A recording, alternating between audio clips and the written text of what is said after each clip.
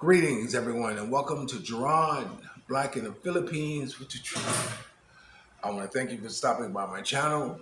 I want to thank you for all my supporters, my subscribers. I need more.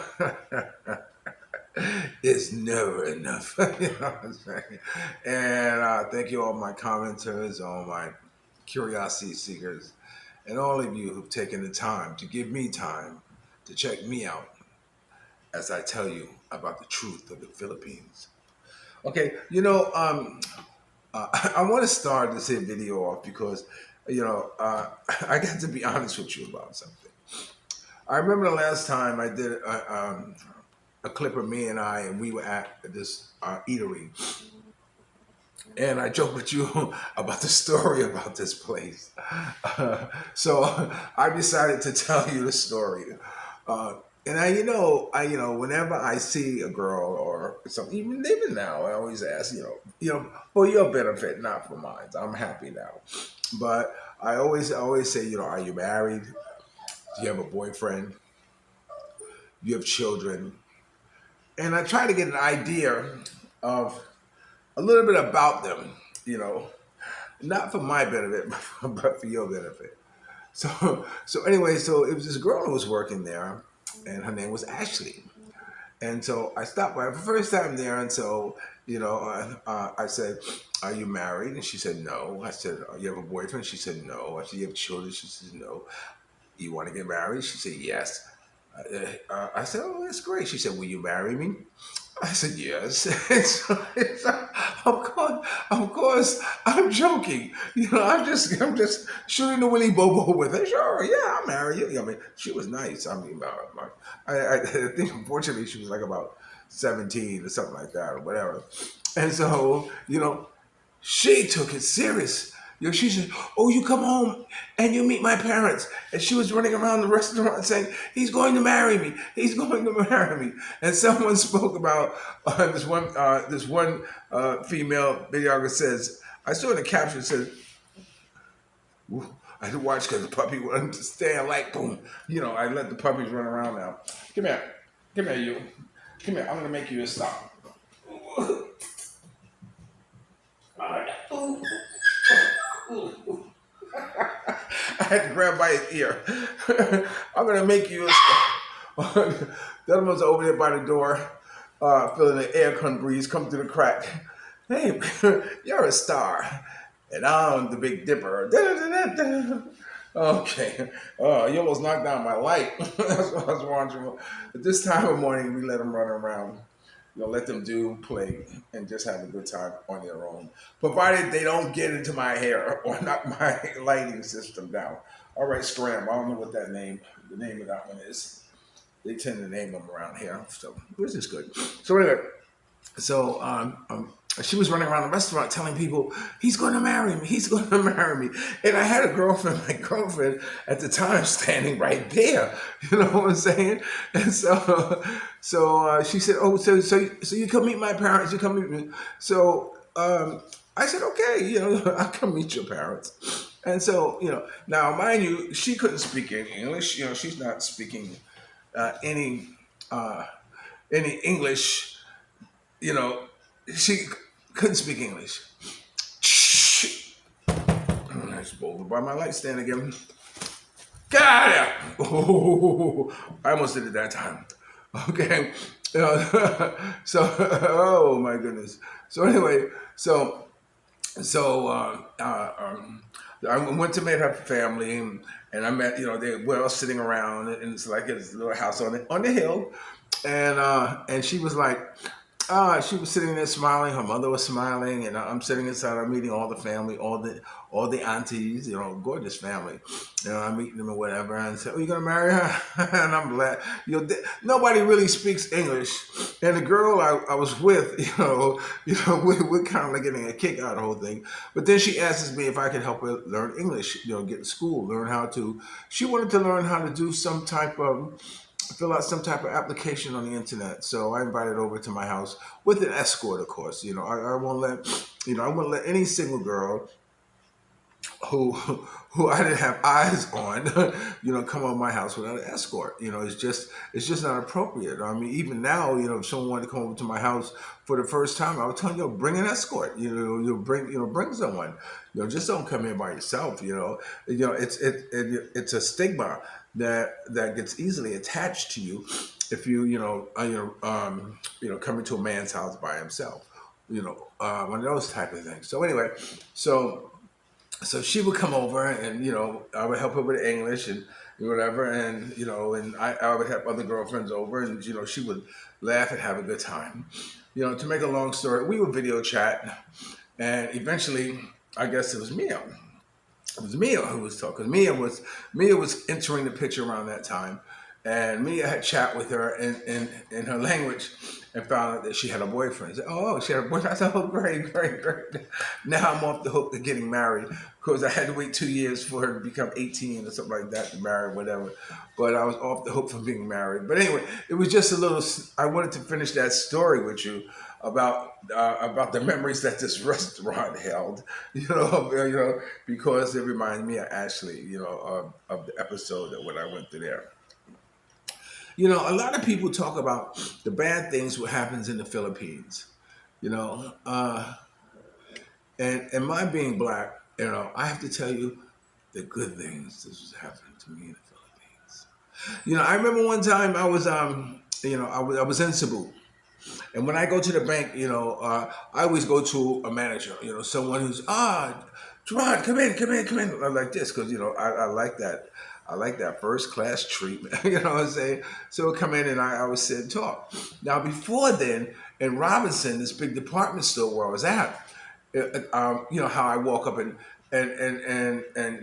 start a conversation with foreigners, especially brothers. So I met this black guy in the supermarket and chatted, and we chatted. I gave him a card, what it is, and it was like about 3 or 4 minute, just kicking it. You see some of the videos of my kicking it with people who I met in the mall. So that's about the normal duration of what I normally kick with somebody. Because after that, it's like, okay, why don't we get a room? One of those type of things. But anyway, I'm in the bank, and I'm talking to the manager, and next thing I know, I hear somebody say, Gerard, Gerard, is that you? And I turned around, and it was just the tall brother, and he had a cane. And he says, Gerard, he says, I'm blind. He says, but I recognized your voice. I said, wow. Is that you, Gerard?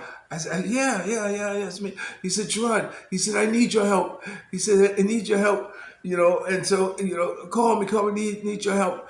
And he called me and said, he had a stay in a partner. She's robbing me. She's not giving me my medication. She's I was like, wow. I mean, all this from a chance meeting in the supermarket. And so anyway, so he gave me a number of someone in the United States to call to help him make arrangements, to go back to the States. So he asked me, can I find somebody, to help him, to work with him, who's honest? I said, yeah. Yeah. At that time, I knew a lot of honest girls.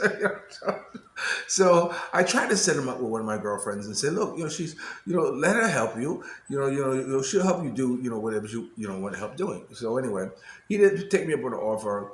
Whatever happens, last I heard he had made arrangements on his own and was heading back to the States as part of one of these missionary type of things to get back to the States. He had money, he had resources, but he was blind. Something happened to him where he went, which reminds me, I need to get my cataracts. There's no telling, But it was amazing. It was I talk about some of the amazing things that happened to me in the Philippines. That was amazing to be somewhere, and a blind person says to you, Gerard, Gerard, is that you? I recognized your voice. I said, wow. So that was one of the one thing. And another thing that's amazing that over the time, I've been a benefactor of of people's misfortune here in the Philippines.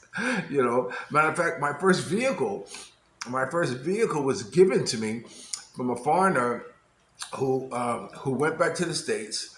He had a heart attack. You know, uh, um, and he had an apartment that he had paid rent up. He sent the owner of the apartment all of to finish out his lease, millionaire of course, and he sent a certified letter. He says, and give everything to Gerard, the van, the tools, and give everything to Gerard.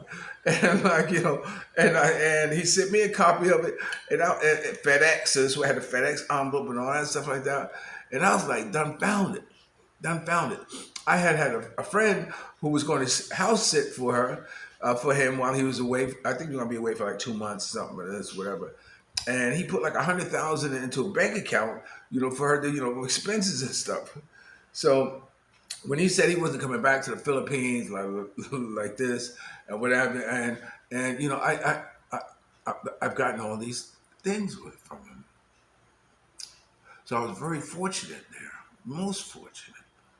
I've been fortunate many times, like with riding. I'm riding on the road and get a flat tire and poof, right in front of a tire repair, or my vehicle breaking down and poof, right in front of the mechanic. I've never literally ever been stranded in the Philippines because everything seems to just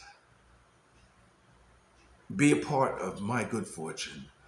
So that's why I say I'm an angel walking the earth, and I know I got angels around me because I am very very well looked after here in the Philippines or in my life, and I'm very grateful for that. There are a number of things that have occurred, you know, that I appreciate, being in the Philippines. Now, I want to kick it about housekeepers. I posted a video on there looking for a housekeeper.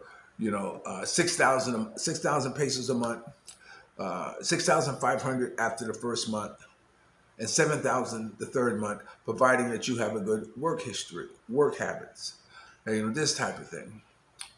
And it just blows me and I away. And they say, well, what's the work? What do you mean, what's the work? The work is housekeeping. Now,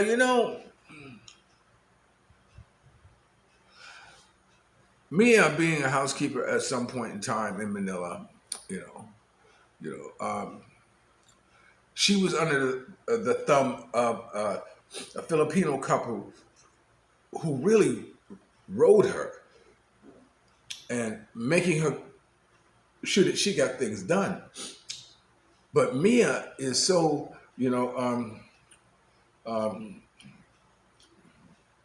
she is so precise in the work that she does that she really does a good detail cleaning of a home, you know.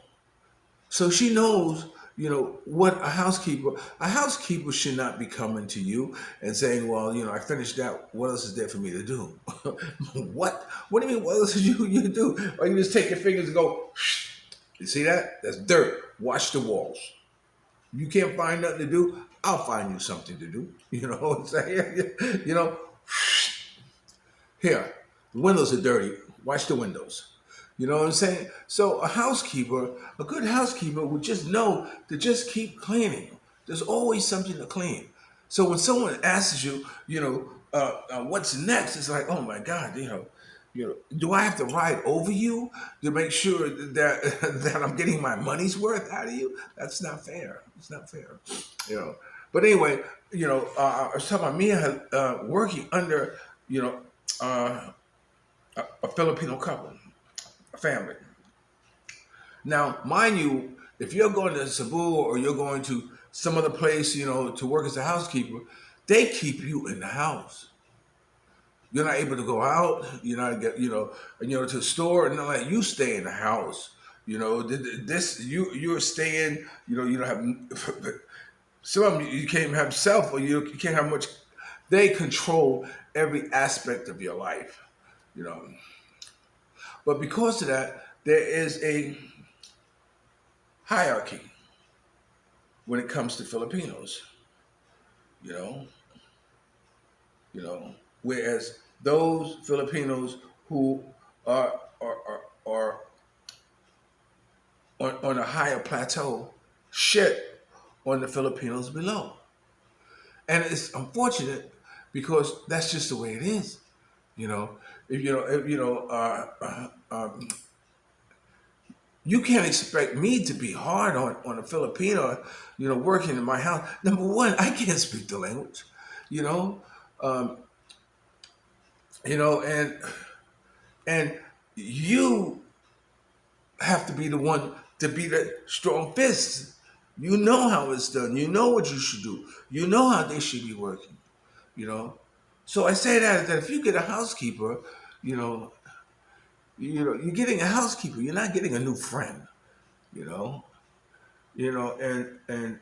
or you're not getting a stepmother, or you're not getting an auntie, something like this. You're getting a housekeeper, and you have to, you know, keep the decorum of you being an employer and keep it separate from the employee when it comes to working and you're paying for them. Someone once told me, and I told you the story before, about my housekeeper sitting down eating at the table, between me and another girl who presumably I was supposed to get to know and eventually marry, and the foreigner who I invited to dinner with his wife had told me that, said, Gerard, are you crazy? I said, what are you talking about? He said, your housekeeper cannot eat with you. She cannot sit down and eat with you. Your housekeeper is supposed to be standing over there in a corner waiting for you to raise your hand and if you need some type of assistance. I said, wow. He said, you do not bring Filipinos into your house. He said, because you bring them into your house, they get resentful. They get resentful of the things you have. They get resentful of you having money. They get resentful. So you keep them at a distance. And I'm like, wow. I said, oh, really? And I had to tell him, I said, look, my brother, look. He was a white dude, of course. I said, look, you see the color of my skin? The color of my skin is black. I said, all my life, people have been wanting to put me in my place.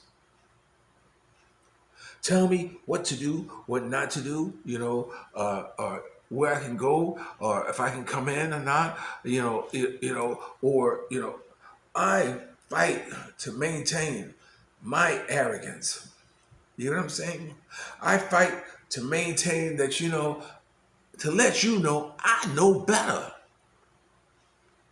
I mean, you're not going to just tell me any woolly bobo and expect me to believe it, you know? So I can't come to another man's country with a whole different set of cultures or culture and come here and treat them like shit. That's not me, man. No, no, no, no. No, no, no, no, senor. I cannot do this. That's not me, you know. Now, if that's you, if that's how you want it, if you want to feel you have this superiority over another culture, another class of people, well then que sera, man, that's you. That's not me. You know what I'm saying? It's not about I didn't come here, hey, to storm troop through the Philippines, and knocking cats down and all that you want to keep them in their place. No, no, no, no. That's not me. I forgot to set my timer. So I don't know what time it is or how far I'm going. But I want to talk about something else.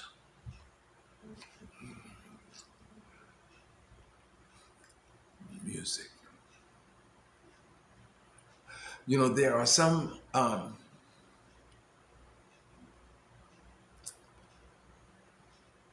places. I've been in bars where the music is playing, you know, or sometimes they turn over the Bluetooth over to my phone, and I play music. And because I listen to all kinds of music, and shout out to that brother who told me, he said, Gerard, I missed the videos of you talking in the dark and playing music. Man, I wish I could go there, brother, because, I really like to set the mood, set the pace with my drink and play my music. But, I got to deal with monetization, so I don't do it anymore. So it's not because I don't want to, mind you, it's because, I just can't, and I listen to music from all over the world, all kinds of music, everything from China, from Japanese to German, to Filipino to Russian to Spanish, hey, to Chinese. I listen to Chinese music. You know what I'm saying? Because I can appreciate music. You see, you see, I can appreciate music. I can appreciate classical. I can appreciate opera. And, I can appreciate some rap. You know what I'm saying? I can appreciate classic soul music. I can appreciate some rock and heavy metal. I can appreciate it. You know, but when I was in this restaurant I was playing some Filipino music, some classic Filipino music, that everybody, mostly all Filipinos starts, they were singing it, because they're good songs. This one foreigner says, "Cut that shit off," and I, I said, "Man, how can you come to someone else's country, listen to their music, and tell them to shut that shit off?" I said, how can you do that? I don't believe you said that, man. I just don't believe it. You know, I didn't cut it off, of course. I played it, whatever. But just the mere goal of telling someone to shut their cultural music off because you're a foreigner and you don't like it, it's just beside me, man. I I don't know how. I just don't know how. I mean, how can you have such a dislike for anything? Anything. Now one more story I'll tell you. I'll tell you about karaoke. And well, when I was in Cebu, I didn't know anything about karaoke. I never knew people lip sync to shit. There's a couple of good shows you should kind of tap into. It that's called Showtime, which is kind of good if you want to watch some of the talent. Oftentimes, they sing a lot of American songs. They don't know what the words mean. I have to say, a lot of them don't know what the words mean. But, you know, nevertheless, it's a good show to watch. So anyway, I'm in Cebu. After I play basketball, I usually play basketball on Sundays with the taxi drivers. We go to this church and we play full court, what have you like that. And then, I walk back because I like to walk. Nice walk. And I also I get a feel of the area, the neighborhood. There was one bar that was open, and I sat inside, and I'm watching this big TV, and I'm watching the movie, karate movie. what, what they were showing, and for the life of me, you know, in my mind, I could not match the movement to the music. You know what I'm saying? And I'm trying to figure out, what's really happening here. You know what I'm saying? Am I on candy camera? Am I supposed to think that this video is going with this song? Am I actually supposed to think that?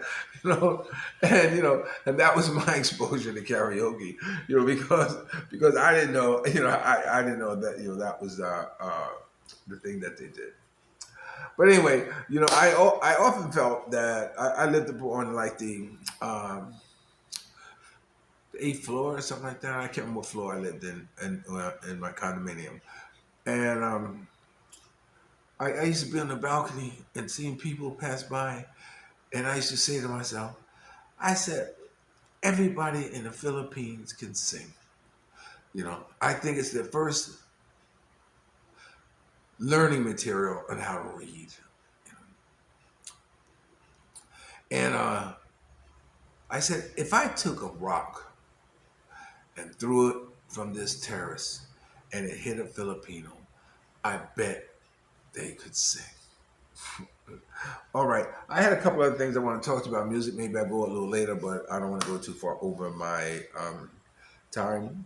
So remember, you're watching Gerard Black in the Philippines with the truth. Don't forget to subscribe, ring the bell, share, and like. And if you are getting commercials, take the time to watch one or two of them for me, okay? I would appreciate that, okay? And remember, dreams are nothing more than plans awaiting action. Never disrespect the elderly, always pull someone up. And sometimes you're the only one to see a vision. And the best revenge in life is to live good. I'm living good today. I hope you are too. And if you're lucky enough to have a woman like Ali Woodson, former lead singer of the Temptation once sung, treat her like a lady. And ladies, if you're lucky enough to have a good man like me, I smile when I say this part. Never say no, because it's true. Keep your man happy. Keep him satisfied. Make him feel like a king. Do something nice for him. You know, after all, every day you're with him, he's doing something extraordinary for you. You remember that Filipino girl. You remember that. Okay? I'll always love you more. Okay? I'll talk to you later.